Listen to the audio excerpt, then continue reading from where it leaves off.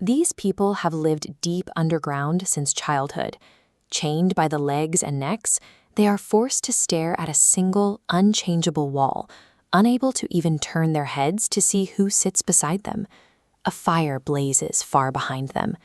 Between that fire and the prisoners, hidden figures carry statues and figures of animals along a raised path.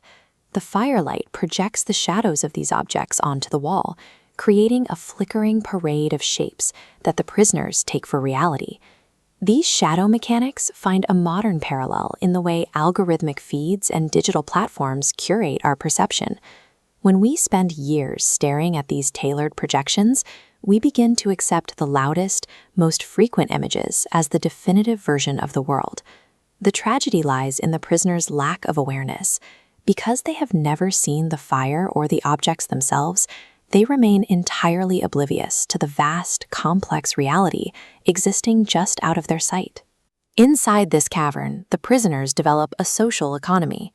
They confer honors and status upon those who are fastest at naming the passing shadows or remembering which shapes typically follow one another.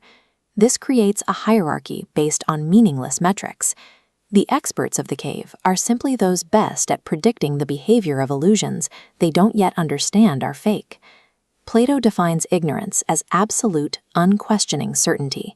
It is the unwavering conviction that the flickering wall in front of you represents the total sum of the universe. The prisoners feel an intense self-satisfaction in their knowledge, even though the objects they admire have no substance of their own. Comfort and certainty keep these people in place more effectively than any iron chain. By valuing their own expertise within the cave, the prisoners become active participants in their own deception. When a prisoner is finally unchained and forced to stand, the sudden movement causes sharp pain. Turning toward the firelight is agonizing. The glare stings eyes that have only ever known the dim reflection of the wall. They feel a profound disorientation. When shown the actual statues that cast the shadows, the prisoner struggles to comprehend them. The gray shapes they knew still feel more vivid and true than these physical objects. For Plato, education is the painful process of turning the entire soul away from its comfort zone. It requires a total reorientation of one's entire life, moving from the world of appearances toward the world of being. This upward ascent is impossibly steep and rugged. The escapee must be dragged up by sheer force, resisting the climb as the light of the upper world grows increasingly blinding. Intellectual awakening begins with trauma and confusion. It shatters the stability of the cave before it offers the clarity of the sun. Initially, the escapee looks at shadows or water reflections to avoid blindness. Adjusting, they progress to material objects. Finally, reaching the highest level requires dialectic, the rigorous questioning needed to grasp their true nature. Finally, the escapee becomes capable of looking directly at the sun. They recognize it as the ultimate source of the seasons and the guardian of everything in the visible world. Plato calls the sun the idea of the good. Just as the physical sun provides the light necessary for our eyes to see, this good provides the intellectual clarity necessary for the mind to understand concepts like absolute justice, the nature of beauty, and fundamental truth. Once you have seen this source, the world of shadows is exposed as an artificial construct. The dark cavern below no longer feels like a comfortable home. To the awakened mind, it feels exactly like a cold, suffocating tomb. Having reached the light, the enlightened person feels a natural desire to remain there.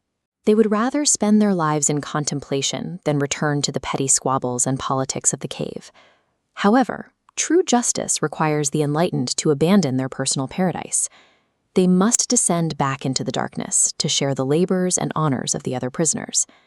This creates a counterintuitive political standard.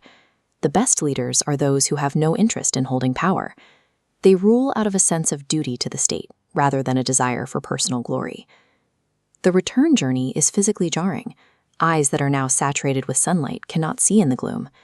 The philosopher will fumble and appear clumsy as they try to navigate the pitch-black corridors they once knew perfectly.